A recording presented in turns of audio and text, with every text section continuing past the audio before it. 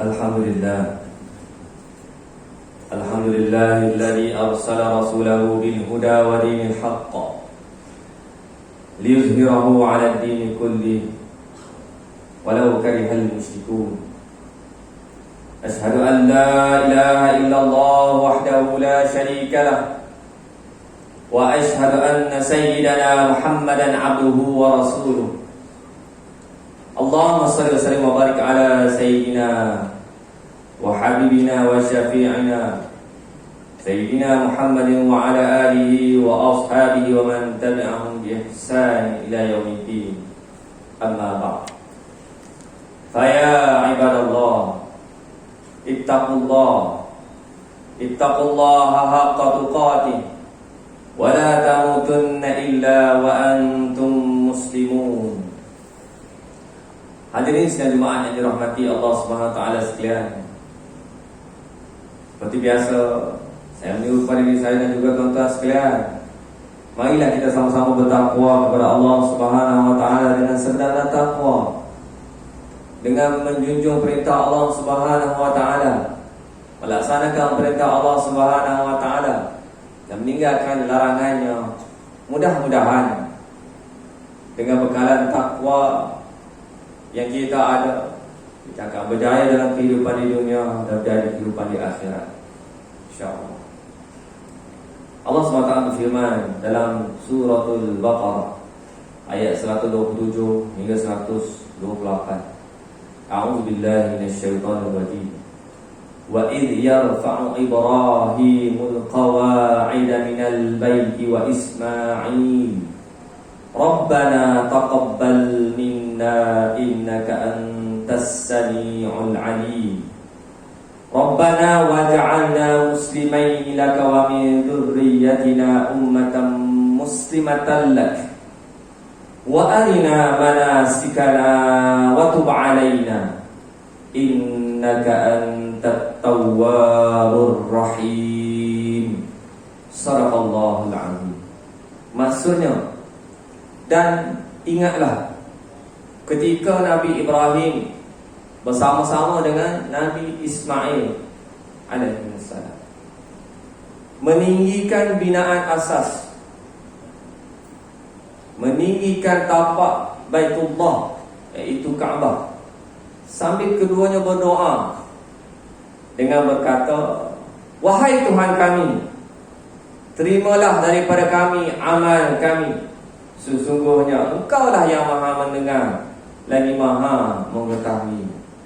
Wahai Tuhan kami, jadikanlah kami berdua ini orang Islam yang menyerah diri kepadamu, dan jadikanlah daripada keturunan kami umat Islam yang berserah diri kepadamu, dan tunjukkanlah kepada kami syariat dan cara-cara ibadah kami, dan terimalah taubat kami, sesungguhnya Engkaulah maha penerima taubat lagi maha mengasihani. Tuan-tuan yang dirahmati Allah Subhanahu wa taala sekalian, hari ini 1 Zulhijjah. Kita berada pada hari yang pertama dalam bulan Zulhijjah yang mempunyai kelebihannya tersendiri, yang mana kita disunatkan untuk membanyakkan takbir kepada Allah Subhanahu wa taala. Disunat untuk melakukan ibadah korban bagi yang berkemampuan. Kedatangan hari raya korban ini sebenarnya banyak meninggalkan kesan dalam membentuk diri kita ke arah lebih cemerlang dan semakin hampir kita kepada Allah Subhanahu wa taala. Ada di kalangan kita, ahli keluarga kita yang diberi peluang oleh Allah Subhanahu wa taala pada tahun ini untuk menunaikan ibadah haji di Mekah. Dan di sana mereka dapat menghayati lebih banyak lagi hikmah, tauladan daripada ibadah haji, termasuklah keajaiban bumi Mekah itu sendiri, yang merupakan pusat bumi ditambah dengan keajaiban Kaabah itu sendiri. Dalam bulan Zulhijjah ini juga kita membawakan pengkisahan tentang Nabi Ibrahim alaihi salam. Sama-sama dengan anaknya yang disayangi, Nabi Ismail alaihi salam, sebenarnya mengandungi banyak hikmah-hikmah dan tauladan yang kita boleh ambil contoh daripada Allah SWT berfirman lagi dalam surah As-Saffat ayat 103 hingga 107. A'udzubillahi minasyaitonir rajim. Falamma aslama wa tallahu lil jabin wa nadainahu an ya Ibrahim qad saddaqta ar-ru'ya inna kadzalika najzil muhsinin inna hadza lahuwal bala'ul mubin wa fadainahu biribhin 'adzim. Sadaqallahu a'lam. Setelah keduanya berserah bulat-bulat menjunjung perintah Allah Subhanahu wa taala dan Nabi Ibrahim merepahkan anaknya dengan meletakkan iringan mukanya ke atas tumpuk tanah untuk disembelih. Serta kami menyuruhnya, wahai Nabi Ibrahim, sesungguhnya kamu telah membenarkan mimpi itu. Sesungguhnya ini benar-benar satu ujian yang nyata dan kami tebus anak itu dengan sembelihan yang besar. Kita meningkap di dalam sejarah Nabi Ibrahim dan Nabi Ismail alaihissalam. Sejarah yang panjang. Kisah Nabi Ibrahim ini ada dalam Quran ini, tapi berada di banyak surah dengan maksud-maksud yang tertentu, dengan hikmah-hikmah yang tertentu oleh Allah Subhanahu wa taala. Ada yang menggabungkan peristiwa-peristiwa Nabi Ibrahim dan dibukukan sejak daripada Nabi Ibrahim kecil berdakwah kepada kaumnya. Kemudian peristiwa diuji oleh Allah Subhanahu wa taala dengan berbagai ujian. Lama tak dapat anak, dapat pula anak, diperintahkan pula untuk tinggal di bumi yang gersang. Kota Mekah ketika itu hanyalah tempat persimpangan, bukannya ada orang duduk pun kerana tidak ada sumber air di sana. Diperintahkan oleh Allah Subhanahu wa taala, wa idh batala Ibrahim bi kalimatin fa atammahum. Nabi Ibrahim alaihissalam diuji dengan beberapa ujian dan Nabi Ibrahim ini melaksanakan melalui ujian tersebut dengan berjaya.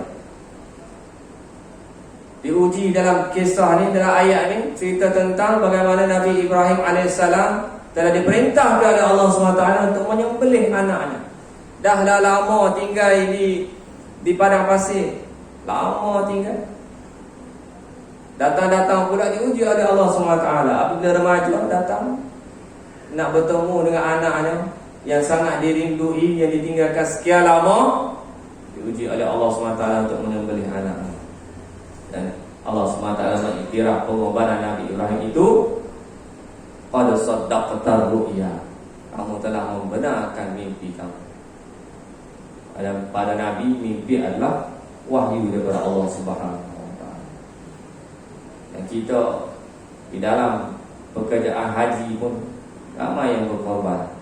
Korban harta, korban masa, korban jiwa, korban perasaan, dan pelbagai pengorbanan dilakukan oleh kita yang melaksanakan ibadah haji, menghayati ibadah korban ini. Zaman Nabi Adam alaihissalam, anak-anak mereka diuji dengan memberikan korban kepada Allah Subhanahu wa taala untuk menandakan keikhlasan mereka kepada Allah Subhanahu wa taala. Seorang anaknya memberikan pengorbanan yang terbaik, pilih yang terbaik untuk dikorban kepada Allah SWT. Salah seorang daripada anak Nabi Adam AS pula memilih yang buruk-buruk untuk dikorban kepada Allah SWT. Masing-masing mencerminkan keikhlasan mereka dalam beribadah kepada Allah SWT.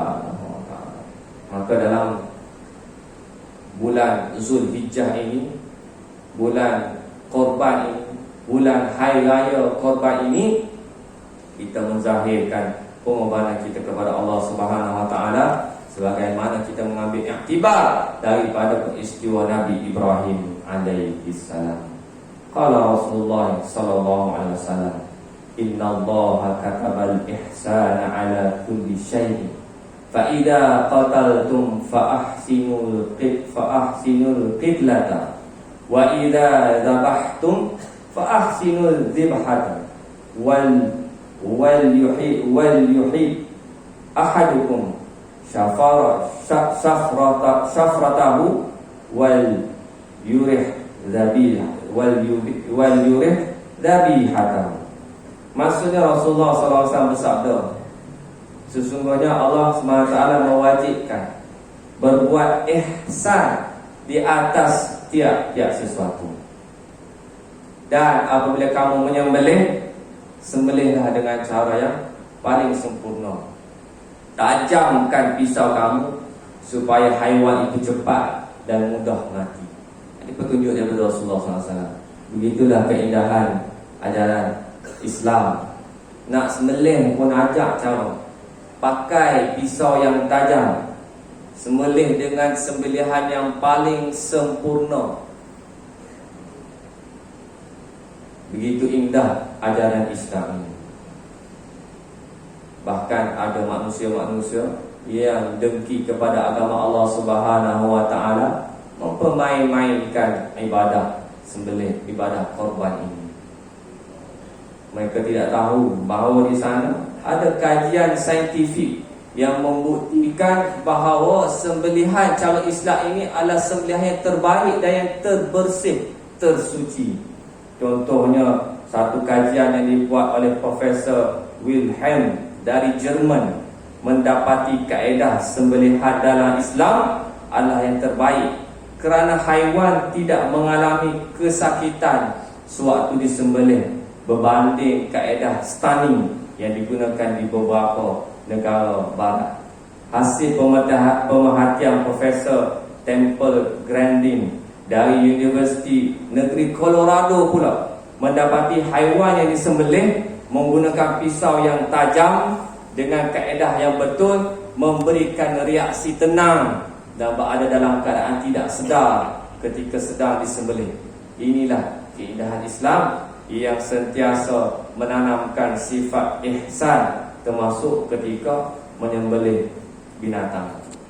Jadi kita sebagai umat Nabi Muhammad SAW, penganut agama Islam, merasa sangat bertuah kerana kita diajar setiap aspek kehidupan kita.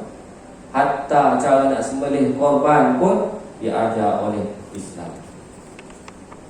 Barakallahu li wa lakum fil Qur'anil azim wa nafa'ani wa iyyakum bima fihi minal ayati wal dzikril hakim wa taqabbala minni wa minkum tilawatahu innahu huwas samiul alim.